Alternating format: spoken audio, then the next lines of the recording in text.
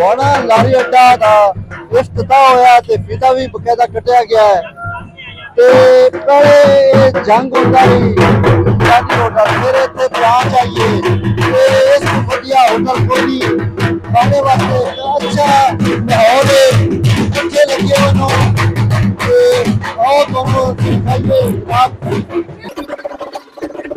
जनाब बेहतरीन होटल है बेहतरीन माहौल है जोड़ा कि तुम देख सकते हो 1994 एक बार जंग जी अशा खान हूँ इतने बने भी आ गई है जो होटल है गिलानी एक नाम है सादात का जंग में इन्होंने अपना म्यार बनाया है जंग में और इंशाल्लाह इन्होंने भवाना अब अपनी ब्रांच खोली है इंशाल्लाह इनका खाने का म्यार होगा और आवाम को बहुत अच्छा खाना मिलेगा। इसके साथ साथ जो है हमें भवाना वालों को खुश होना चाहिए कि यहाँ पे एक अच्छी होटलिंग नहीं थी जो बहुत अच्छी यहाँ पे हमें लोकेशन पे बहुत अच्छी चीज मिलेगी। उसके अलावा पखे हैं बड़े ठंडे पखे ने ते आओ तुसी भी नाल साडे जनाब तुहानू भी खंदे पे हैं असी ते अच्छी लोकेशन है तुसी उस वक्त अच्छे खाने मिल सन तुहानू ते आओ तुहानू विखाइए जनाब फैमिली दे पान दी जगह तुसी साडे नाल आ जाओ। मेरा कैमरा मैन तुहानू विखा रहा है जनाब एक अच्छी होटलिंग है गिलानी होटल का एक बड़ा ना है जनाब ते अच्छी होटलिंग है बाकी है पखे भी लगे हुए लाइटा लगी हुई इस जगह पे भी फैमिली बैठती है बड़ा बेहतरीन माहौल है अंदर आ जाओ तुसी ते ये जनाब एक और बड़ा जनाब है तुसी बह के बड़ा इजी फील महसूस कर सो ते अपनी ये बहाने दी बेदाक्सा तारीख दे पहली बारी अच्छा होटल खोलिया ते अच्छे ही खाने इतने दस्तियाब होते ते भी बड़ा अच्छा है। उसके अलावा पखे भी चले हो तो बड़िया ठंडिया हवावां आ रही ते उस तो इलावा है जनाब फ्रिज बोतल पई ने ये भी तुसा पीनिया नो ठंडिया बोतल जनाब हो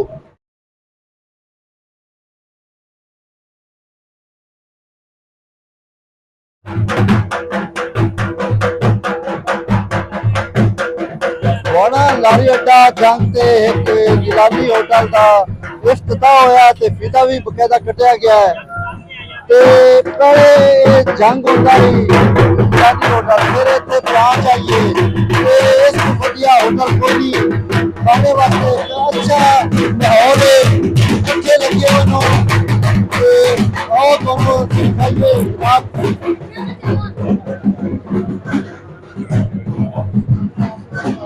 जनाब बेहतरीन होटल है बेहतरीन माहौल है जोड़ा कि तुम देख सकते हो 1994 एक बार जंग जी अशा खान हूँ इतने बने भी आ गई है ते और फिजा मकाम मतलब देख लो जनाब एक फैमिली वास्ते भी एक अच्छी होटलिंग है अच्छे खाने मिलेंगे तुहानू ते साडे नाल एक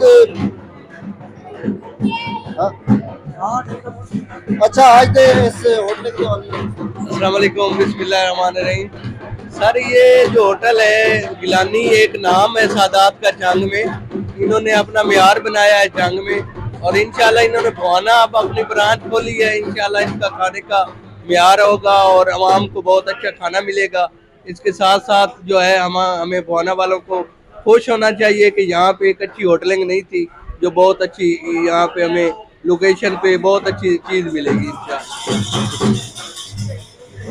जी। बाकी असी तुहानू होटल दे अंदर दे मनाजिर विखा रहे हैं जनाब है कुर्सियां अच्छियां ते उस तो इलावा बड़ी लाइटिंग है एसी लगे हुए उस तो इलावा पखे हैं बड़े ठंडे पखे ने ते आओ तुसी भी नाल साडे जनाब तुहानू भी खंदे पे हैं असी ते एक और फिजा मकाम है अच्छा होटल है अच्छा अच्छी लोकेशन है तुसी उस वक्त अच्छे खाने मिल सन तुहानू ते आओ तुहानू विखाइए जनाब फैमिली दे पान दी जगह तुसी साडे नाल आ जाओ। मेरा कैमरा मैन तुहानू विखा रहा है जनाब एक अच्छी होटलिंग है गिलानी होटल का एक बड़ा ना है जनाब ते अच्छी होटलिंग है बाकी है पखे भी लगे हुए लाइटा लगी हुई बाकी आओ तुहानू फिर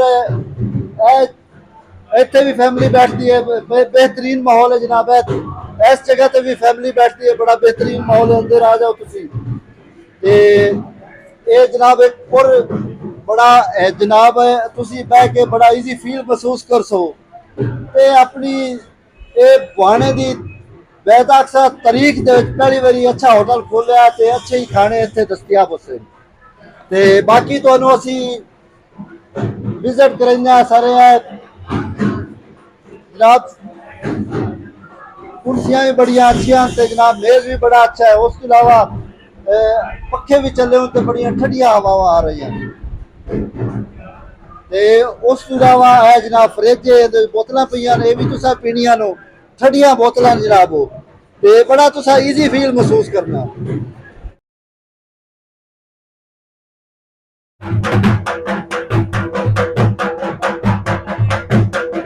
बड़ा लारी अड्डा जंग ते एक गिलानी होटल का इफ्तिताह होया ते फीता भी बकायदा कटिया गया है। ते पहले ये जंग होता ही गिलानी होटल, फिर इतने ब्रांच आइए ते इस बढ़िया होटल कोई नहीं खाने वास्ते अच्छा माहौल है, अच्छे लगे हुए नो। ते आओ तुम खाइए आप।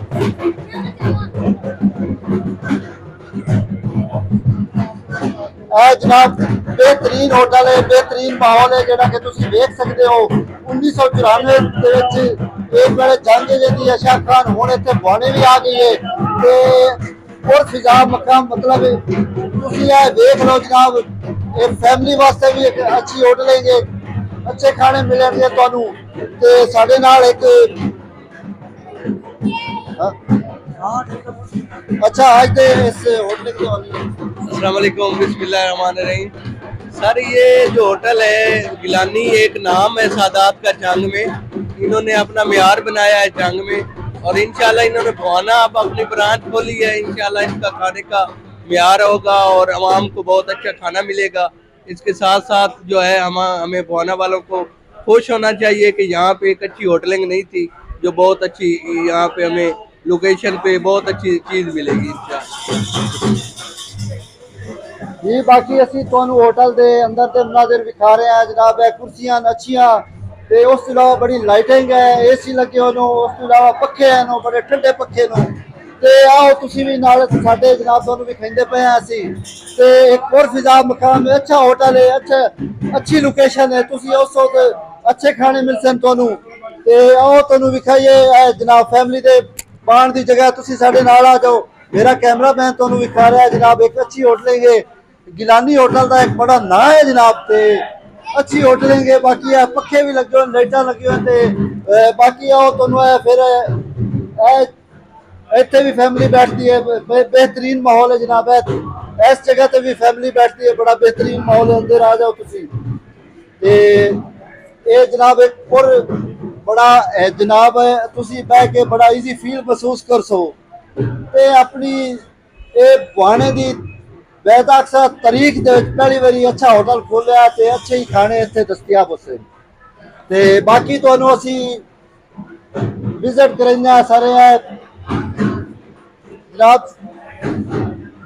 कुर्सियां भी बढ़िया अच्छियां ते जनाब मेज भी बड़ा अच्छा है। उसके अलावा पखे भी चले हुए तो बढ़िया ठंडिया हवावां आ रही हैं।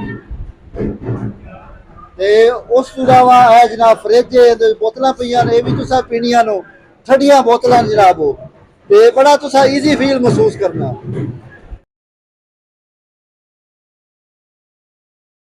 जी ਅਸੀਂ ਹੁਣ ਗਿਲਾਨੀ ਹੋਟਲ ਦੀ ਜਿਹੜੀ ਛੱਤ ਹੈ ਉੱਥੇ ਪੜ ਗਿਆ ਤੇ ਉੱਥੇ ਵੀ ਬੜਾ ਬਿਹਤਰੀਨ ਇੰਤਜ਼ਾਮ ਕੀਤਾ ਹੈ ਖਾਣ ਵਾਲਿਆਂ ਵਾਸਤੇ।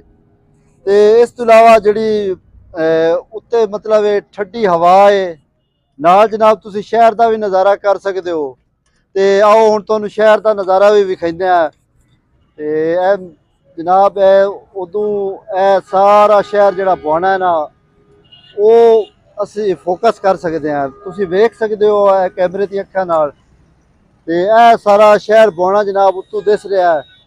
ਤੇ ਉਸ ਤੋਂ ਇਲਾਵਾ ਇਹ ਛੱਤ ਹੈ ਗਿਲਾਨੀ ਹੋਟਲ ਦੀ, ਤੇ ਇੱਕ ਵਾਰੀ ਤੁਸੀਂ ਆਓ ਇੱਥੇ ਖਾਣਾ ਖਾਓ ਤੇ ਤੁਸੀਂ ਯਾਦ ਕਰ ਸੋ अच्छा होटल है, अच्छी मैनेजमेंट है, अच्छा स्टाफ है।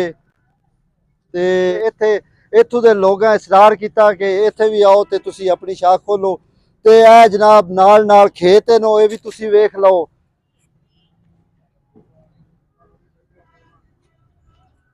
ਤੇ ਸਾਨੂੰ ਦਿਓ ਇਜਾਜ਼ਤ,